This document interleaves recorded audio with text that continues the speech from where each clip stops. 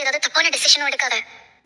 Suicide பண்ணிப்பேன், எங்கேயாவது ஓடி போயிடுவேன். ஏய் பல்லவா, என்னடா? அப்படிலாம் பண்ண மாட்டேன் நீ. அந்த அளவுக்குலாம் நான் யோசிக்கல. எதுவுமே என்கிட்ட சொல்லாம போனதுதான் கஷ்டமா இருக்கு, அவ்வளவுதான். டேய் பல்லவா, சொல்ற எல்லாத்தையும் நினைச்சிட்டு இருக்காதடா. பல்லவா அழாதடா. பல்லவா, எதா இருந்தாலும் ஃபோன் பண்ணி சரியா? சரிங்க அண்ணி. ஏய், உனக்கு 3 அண்ணன் ஒரு அண்ணி எல்லாருமே இருக்கும்.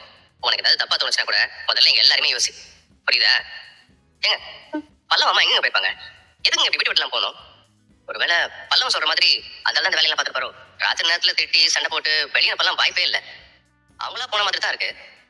ஆனா என்ன காரணமா இருக்கும்? ராத்திரி என்ன நடந்துச்சுன்னு தெரியுமா? என்னாச்சுங்க? நான் மிட் நைட்ல என் ரூம்ல ஒர்க் பண்ணிட்டு இருந்தேன். திடீர்னு தாகமா இருந்துச்சு.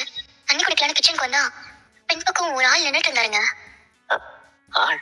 நான் முதல்ல பயந்துட்டேன். உங்க எல்லாரையும் கூப்பிடலாம் தான் திரும்பினேன். அப்புறம் பார்த்தா பல்லவனோட அம்மா அந்த ஆள் கூட பேசிட்டு இருக்காங்க. அன்னைக்கு கூட நீங்க அவங்களை பார்க்கும்போது ஒருத்தர் அவங்க கூடவே இருந்தாருன்னு சொன்னீங்களே, அவர் ஹஸ்பண்டா இருப்பாருன்னு சொல்லி கூட கேட்டீங்களே, ஆமா, அது அவங்க ஹஸ்பண்ட் தான் நினைக்கிறேங்க.